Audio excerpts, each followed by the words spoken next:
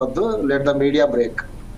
Right sir, ఇదే విషయంపై ఒకటి డాక్టర్ సుగ్నాకర్ రాజు గారు సూపరింటెండెంట్ ఆఫ్ ఏరియా హాస్పిటల్ ఎవరైతే ఉన్నారో, అలాగే గిన్నిస్ వరల్డ్ రికార్డ్ బుక్లో కూడా తన పేరు నమోదు చేసుకున్న డాక్టర్ సుగ్నాకర్ రాజు గారికి ప్రస్తుతం ఏదైతే ఉన్నదో 33 రాష్ట్రాలలో 33 డిస్టిక్లలో 33 ఏరియా హాస్పిటల్స్ కూడా మనకు వచ్చాయి. అలాగే మనకు సంబంధించింది మెడికల్ కాలేజెస్ కూడా వచ్చాయి. కానీ దానికి సంబంధించిన ప్రతి ఒక్కరు ఇప్పుడు చెప్తున్నారు అంటే కొంత ఏదైతే ప్రైవేట్ కార్పొరేట్ హాస్పిటల్స్ ఉన్నారో వారు కాలు దూవుతున్నారు.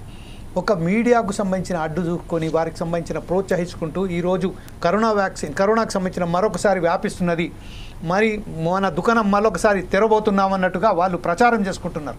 ఈ నేపథ్యంలో కరుణాకర్ రాజు గారు మీరేమంటారండి? సుగ్నాకర్ రాజు, నమస్కారం. సారీ, సుగ్నాకర్ రాజు గారు, I'm very sorry sir. Sugnakar రాజు గారు, ముందుగా ఫోర్ సైడ్స్ టీవీ వారికి అభినందించాలి. అందరికంటే ముందుగా కోవిడ్ డిబేట్ పెట్టినందుకు. కోవిడ్ వల్ల భయపడాల్సిన అవసరమే లేదు. కోల్డ్ వచ్చిన ప్రతి ఒక్కరికి ఎవరికి టెస్ట్ చేసినా కోవిడ్ పాజిటివ్ అనే వస్తుంది తప్ప నెగిటివ్ అనేది రాదు.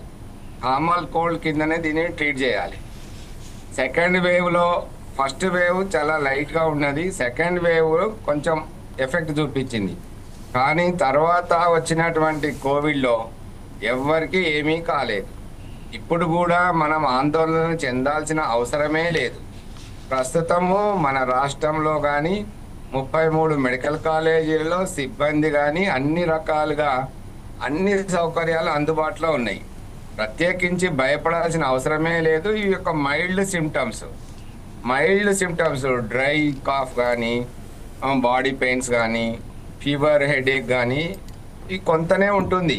ఇవన్నీ కూడా సింపుల్గా పారాసెటమాల్ ట్యాబ్లెట్ తోటి కానీ ఈ యొక్క కోల్డ్ కాఫ్ ఇదంతా కూడా మనం మామూలుగా అజిత్రాలు తోటి అన్ని హాస్పిటల్స్లో కూడా ఇప్పుడు ఫుల్ స్టాక్ కూడా ఉన్నది.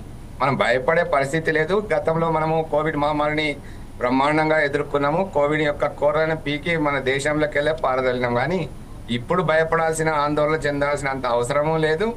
అంత పెద్దగా దీని మీకు ప్రాధాన్యత లేదు. నేనైతే నా ఒపీనియన్ ఇలా ఉంది. గతంలో చూసినప్పుడైతే మనం సెకండ్ వేవ్లో చాలా దాని యొక్క ప్రభావం చాలా తీవ్రంగా చూపించింది.